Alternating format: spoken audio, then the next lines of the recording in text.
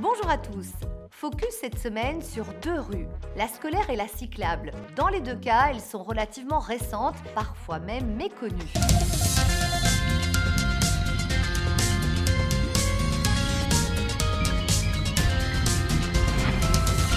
Il est indiqué rue scolaire en dessous. Qu'est-ce que ça signifie? Mais qu'on est probablement à proximité d'une école. On ne peut pas, en tout cas pendant les heures d'école, enfin le matin, on ne peut pas circuler. Aussi une limitation de vitesse probablement. La rue scolaire, c'est donc une rue à proximité d'une école.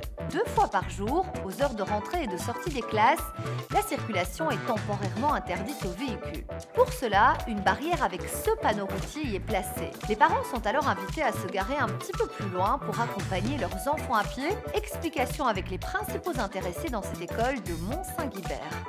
C'est une super idée. C'est vrai qu'au départ, j'étais très interrogatif à savoir quand est-ce qu'on pourra arriver à l'école, est-ce que la circulation sera fluide, est-ce qu'on ne va pas arriver en retard. Et au final, avec le recul, je me dis que c'est une super chouette idée parce que ça nous permet d'aller à l'école à pied, à notre aise et en toute sécurité parce que les rues sont bien dégagées, elles sont surveillées.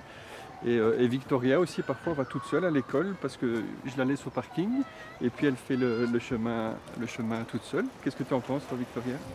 J'adore et c'est bien pour les enfants. Sur cette route, il y a 2 écoles. Une primaire et maternelle d'un côté et une école secondaire de l'autre. Cela fait 1500 élèves dont 80% viennent en voiture. L'objectif de cette rue scolaire est donc double, leur assurer une sécurité maximale et tenter de changer les comportements. On a vu un net trafic moindre parce qu'il y avait pas mal de transit qui passait par notre rue et donc là on avait déjà évité tout ce transit de flot de voitures ici au niveau de la rue des Aïefs. Et on a vu au début, en fonction de la météo et en fonction de la luminosité, une plus grande partie des enfants qui venaient à vélo ou à pied.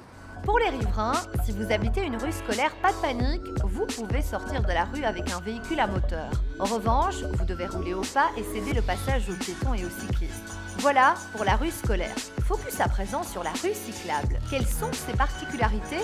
On vous a posé la question. Quand je vous montre ce panneau, Oui. qu'est-ce que ça vous évoque? Les cyclistes qui peuvent aller dans le sens inverse des voitures notamment. Il y a un cycliste devant. Attention cycliste. Que les voitures ne peuvent pas rouler derrière le vélo. Les cyclistes sont prioritaires, que les voitures doivent rester derrière les cyclistes sans trop les déranger. Aussi surprenant que cela puisse paraître, la rue cyclable est accessible aussi bien aux vélos qu'aux voitures. Mais la priorité revient aux cyclistes. Ils peuvent y occuper toute la voirie et rouler à leur vitesse. Petite démonstration en pleine circulation. Olivier, je viens d'emprunter une rue cyclable, j'ai bien le droit en étant conductrice. Oui, tout à fait. Tous les conducteurs, tous les types de véhicules peuvent utiliser les rues cyclables, mais dans ces rues, le cycliste est roi. Alors ici, on a un cycliste qui serre à droite, il n'est même pas obligé de le faire, il pourrait se mettre au centre de la route. Nous sommes limités à 30 km/h et nous ne pouvons pas le dépasser, donc ça ne sert à rien qu'il nous laisse de la place comme ça. À Bruxelles, on compte une dizaine de kilomètres de rues cyclables. Elles sont clairement signalées grâce à ce panneau.